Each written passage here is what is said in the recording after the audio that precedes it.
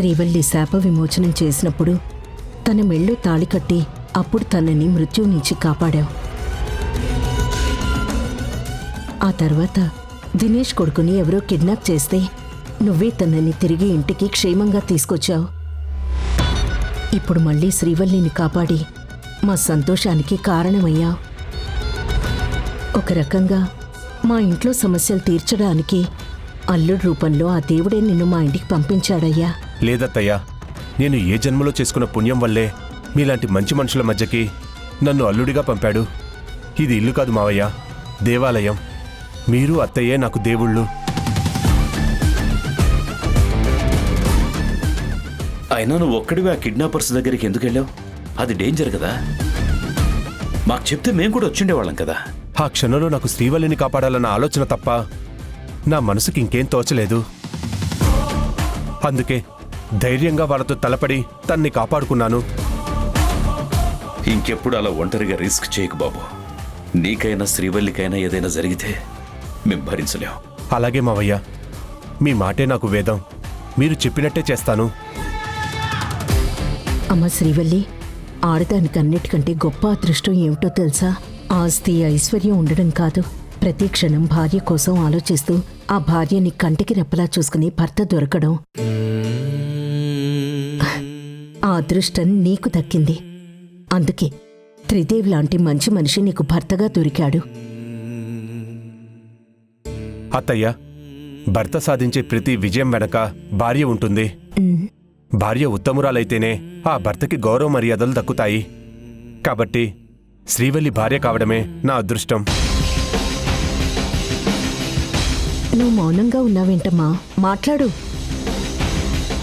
చెప్పు శ్రీవల్లి, నీ కారణంగానే నేను అదృష్టవంతుడని చెప్పు. ఇద్దరు అదృష్టవంతులే, ఎవరు ఎవరికి తీసిపోరు. మీరిలాగే ఒకరికొకరు తోడు నీడగా నిండు నూరేళ్లు చల్లగా ఉండండి.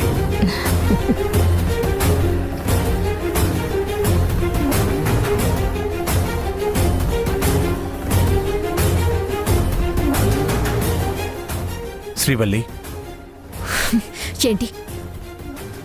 I'm sorry Srivalli. నేను ఇంత చేసినా నువ్వు మీ అమ్మా నాన్నలకి ఒక్క మాట కూడా నా గురించి చెప్పలేదు. పైగా వాళ్ళ దృష్టిలో నన్ను హీరోని చేశావు. నిన్ను క్షమించడమా? అందుకు ఏ మాత్రం అర్హత లేని మనిషివి నువ్వు. అయినా నీ గురించి నిజం దాచాను అంటే దానికి కారణం నిన్ను కాపాడాలని కాదు, నా తల్లిదండ్రులు బాధపడకూడదని. నువ్వు ఎంతో మంచివాడివి, పురుష జాతిలోనే ఉత్తముడివి అని వాళ్ళందరూ నమ్ముతున్నారు. ఇప్పుడు నువ్వు పరమ దుర్మార్గుడివని తెలిస్తే వాళ్ళు తట్టుకోలేరు. మా అమ్మ ఆరోగ్యాన్ని, మా నాన్న పరువు మర్యాదల్ని కాపాడుకోవటం కోసం వాళ్ళకి అబద్ధం చెప్పాను. అది నీ గొప్పతనం కాదనను.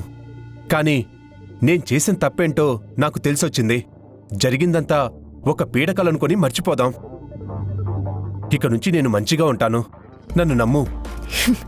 నేను మనుషుల్ని నమ్ముతాను, రాక్షసుల్ని కాదు. నువ్వెలాంటి వాడివో కళ్ళారా చూశాక నీ నటనని ఇంకా నమ్ముతాననుకుంటున్నావా?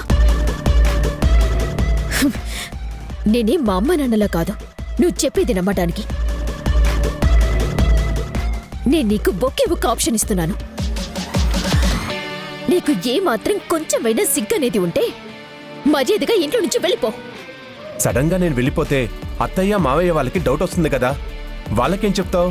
అది నేను చూసుకుంటాను. వాళ్ళ గురించి నువ్వేం వరి అవ్వాల్సిన అవసరం లేదు. నేనేదో ఒకటి సర్ది చెప్పుకుంటాను, నువ్వు వెళ్ళిపో.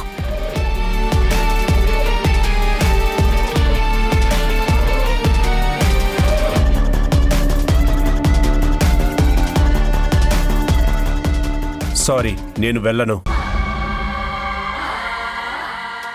అది జరిగితే నువ్వు చాలా బాధపడతావు. తెలుసు, నిన్ను అంత ఈజీగా నేను మోసం చేయలేను, నమ్మించలేను. అలాగని నిన్ను వదిలి కూడా వెళ్ళను. ఇక్కడే ఉంటాను, నాకు కావాల్సింది దక్కించుకుంటాను. ఇక జీవితంలో నువ్వు మారవా?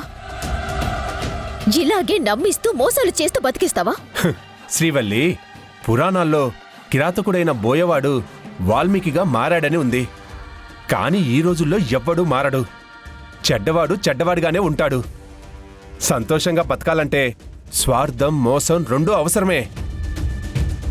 నేను వెదవనని నీకు తెలుసు కదా, తెలిసి కూడా నన్ను మారమంటావేంటి? రక్తం రుచి మరిగిన పులి పాలు తాగడం ఎంత అసాధ్యమో నాలాంటివాడు మంచివాడిగా మారడం కూడా అసాధ్యమే. అసలు నువ్వు ఏం చేద్దామని మా ఇంట్లోకి వచ్చావు? ఏ ఉద్దేశంతో నా మెళ్ళో తాళి కట్టావు? నీకేం కావాలి? ఓకే, నువ్వు అడుగుతున్నావు కాబట్టి చెప్తున్నాను, విను. మొదట నేను నా హాస్పిటల్ ప్రాబ్లం సాల్వ్ చేసుకోవడానికి 2 కోట్ల కోసం వచ్చాను. డబ్బు కావాలంటే నీలాంటి అమ్మాయి నాకు భార్యగా రావాలి, అందుకే తాళి కట్టాను. 2 కోట్లు వచ్చాయి, నా ప్రాబ్లం తీరిపోయింది. కానీ డబ్బంటే ఎవరికి ఆశ ఉండదు చెప్పు? హ, ఆస్తిని చూస్తూ సైలెంట్గా ఉండటం నా వల్ల కాదు. నువ్వేమో 1 రూపాయి కూడా రీజన్ లేకుండా ఇవ్వవు. పోనీ నా అంతటి నేను ఏదో సైడ్ డీల్స్ చేస్తూ సంపాదిద్దామనుకుంటే దాన్ని కూడా చెడగొడుతున్నావు.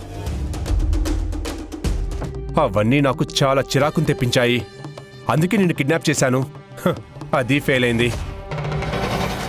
ఇప్పుడు మాత్రం మైండ్లో ఒక్కటే ఫిక్స్ అయ్యాను, ఈ ఆస్తి మొత్తం దక్కించుకోవాలి. ఈ ఇంటికి నేను యజమానిని కావాలి. ఆస్తి మీద, బిజినెస్ మీద సర్వ అధికారాలు నాకే ఉండాలి. ఇవన్నీ నెరవేరే వరకు నేనిక్కడి నుంచి ఎక్కడికి వెళ్ళను. పగటి కలలు కనకు. ఆస్తి మొత్తం కాదు కదా, ఇంట్లో చిన్న చీపురు పుల్లని కూడా నువ్వు తీసుకెళ్లలేవు. నా కంఠంలో ప్రాణముండగా నువ్వు కోరుకునేది ఎప్పటికీ జరగదు, జరగనివ్వను. ఫ్యూచర్లో ఏం జరుగుతుందో ఎవ్వరం చెప్పలేం శ్రీవల్లి, అది మన చేతుల్లో ఉండదు. కానీ నీలాంటి వాళ్ళు కొంతమంది అన్నింటినీ శాసించగలమనుకుంటూ గొప్పగా ఫీల్ అవుతూ ఉంటారు. అంతెందుకు, నీ పెళ్లి నాతో జరుగుతుందని నువ్వు ఊహించావా? లేదు కదా, మరి జరిగింది కదా. ఊహించినది జరగటమే జీవితం. అలాగే నా గెలుపు కూడా నువ్వు ఊహించని విధంగా జరుగుతుంది. నీకు పురాణాల గురించి బాగా తెలుసనుకుంటా. నీలాంటి రాక్షసులు చాలా మంది ఇలాగే విర్రబీగి చివరికి ధర్మం చేతిలో ఓడిపోయారు. నీకు కూడా ఓటమి తప్పదు. అవునా? అది చూద్దాం. ప్రపంచంలో అతి విలువైంది ఏంటో తెలుసా? నమ్మకం. ఎదుటి మనిషి మనల్ని నమ్మినంతకాలం మోసం చేయడం చాలా తేలిక. ఆ నమ్మకాన్ని నేను నీ తల్లిదండ్రుల దగ్గర నుంచి పొందాను. అప్పుడు నువ్వు నన్ను ఏమీ చేయలేవు. మోసగాళ్ళు ఎవరినైనా కొంతకాలమే నమ్మించగలరు, అది గుర్తుపెట్టుకో. నాకు ఆ మాత్రం టైం చాలు.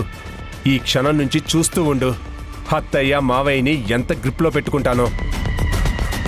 నా గురించి నువ్వు నిజం చెప్పినా కూడా వాళ్ళు నీ మాట అబద్ధం అనుకునేలా నేను మంచితనానికి, నిజాయితీకి మారుపేరని నమ్మేలా చేస్తాను. నెల రోజుల్లో, కేవలం నెల రోజుల్లో ఈ ఆస్తి మొత్తం దక్కించుకుంటాను. It's my challenge. నేను కూడా నీకు ఛాలెంజ్ చేస్తున్నాను త్రిదేవ్. నువ్వన్న అదే నెల రోజుల్లో అమ్మా నాన్నలతో నిన్ను చీకొట్టించి వాళ్లే నిన్ను ఇంట్లో నుంచి బయటికి గెంటేసేలా చేస్తాను. అది కూడా చూద్దాం. అలాగే, చూస్తూ ఉండు. సూపర్, నీ ఛాలెంజ్ నాకు చాలా నచ్చింది. ఎనీహౌ, మీ వాళ్ళ దృష్టిలో నన్ను హీరోని చేసినందుకు నీకు థ్యాంక్స్ చెప్పడం మర్చిపోయాను. Thank you so much my dear wife.